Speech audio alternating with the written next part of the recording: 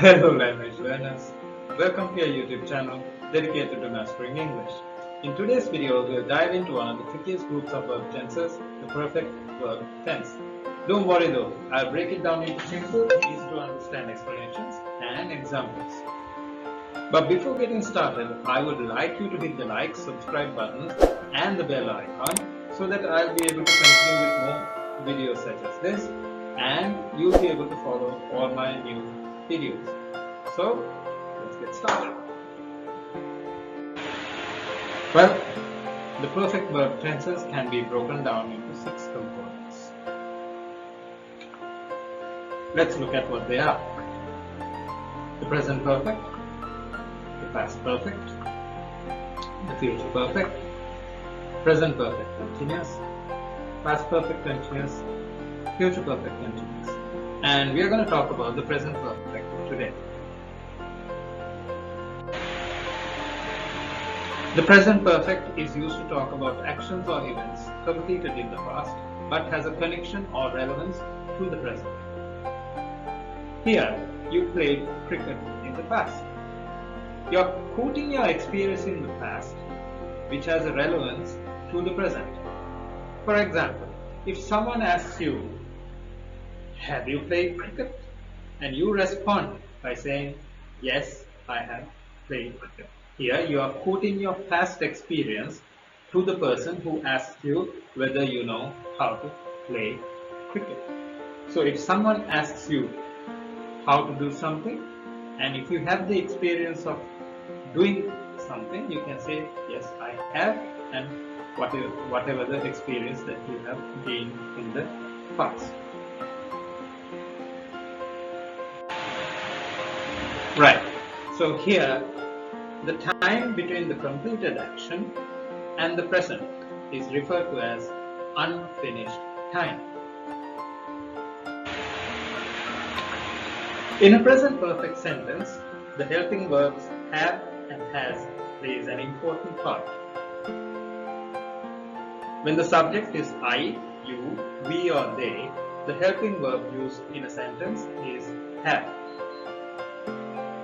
When the subject is he, she or it, the helping verb used is has. For example, we have played cricket. She has written a book.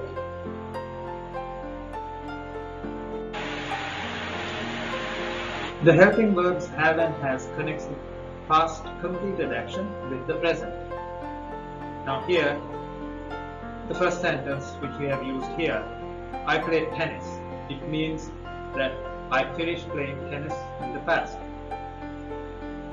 But when you include the helping verb have as given here and you make the sentence into I have played tennis, then the sentence means that I have finished playing tennis in the past and I'm talking about that experience now in the present. So basically you are telling someone that you know how to play tennis and that you have played tennis in the past. In a present perfect sentence, the main verb appears in its past participle form in a sentence. Now look at these examples that I have given you. See, we have played cricket. The verb is play, but its past participle form is played. In the second example, she has written a book. The verb is, or the main verb is write, but its past participle form is written. She has been to Anuradhapura. The past participle form of be is been. So the main verb is being in this sentence. You have driven a motor car. So the past participle form of drive is driven.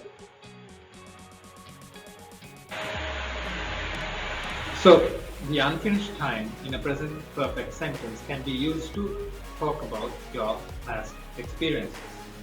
For example, we have made cake before.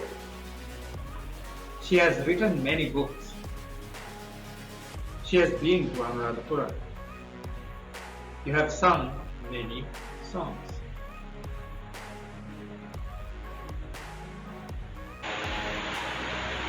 Now look at this example. This example has two meanings.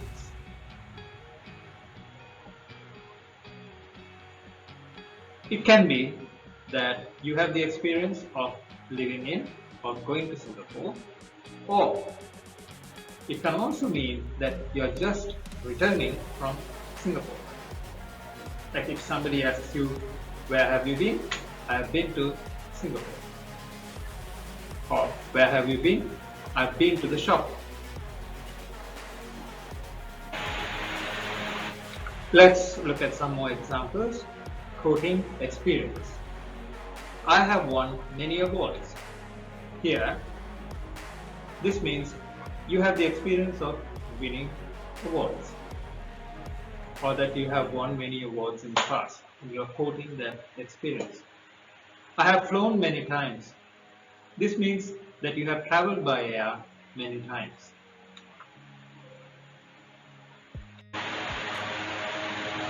The unfinished time can be used to talk about something that you started in the past and which is still continuing. Let's look at some examples. We have lived in Colombo since 1980. She has played tennis for 10 years. I've been a writer since 1980. You have been a singer for 30 years. So when it comes to verb tenses, one of the most important things that you should know are something called signal words. Signal words help us to identify or know which verb tense to be used in a sentence. So when we are writing a sentence, depending on the action and the time, we can use certain signal words to communicate when something happens. So it gives us clues as to the relationship between actions, event and the timeline. And also it guides us to understand when something happened. Okay, let's take one signal word and analyze it in a present perfect sentence. The signal word which you're going to use is the word just. The present perfect sentence that we are going to use is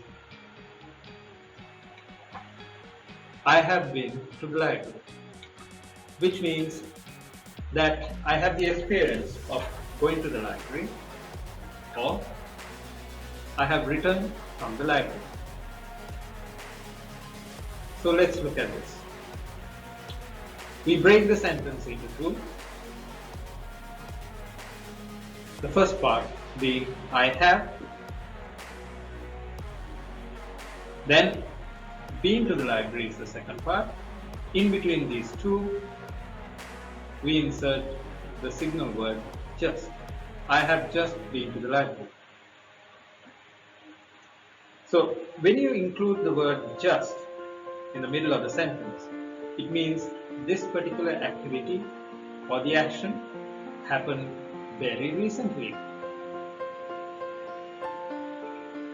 So this means that I was at the library very recently and now I'm back.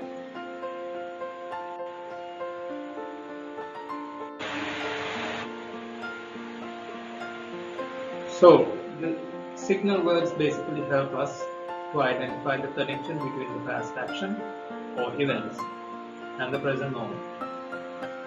They also give us hints about whether an action has just happened or is still ongoing or has already been completed. And also it helps us to identify the verb tense that we should use in our sentences when communicating ideas.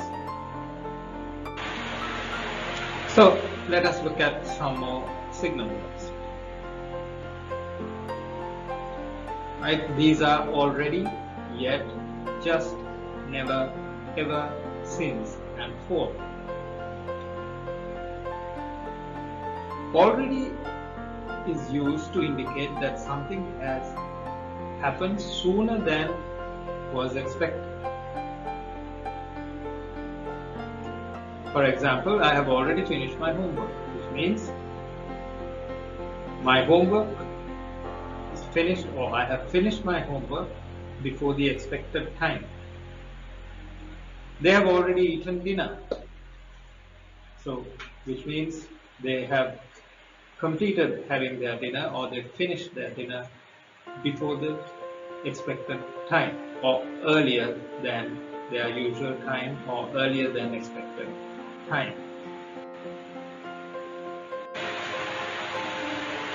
Right, the next word is yet. Yet is used to indicate or communicate the idea that something has not happened so far. Let's look at some examples. She hasn't finished her presentation yet. It means she has not finished her presentation so far. It's still ongoing.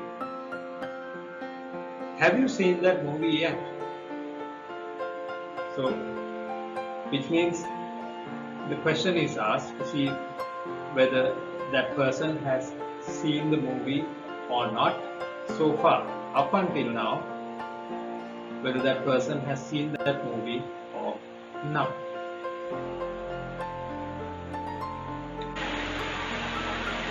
Right. The next word is just. We have done an example with just before, so I can just go through the examples quickly. I have just arrived home, which means I just came home. I came home now. He has just bought a new car. He has bought a new car recently. So here we will take the words ever and never together, and we'll discuss some examples so that you will understand how these two words are used in present perfect sentences. And these two signal words are pretty important in conversations and in your writing. Look at this. The word never means that you have not done something at all. Not ever.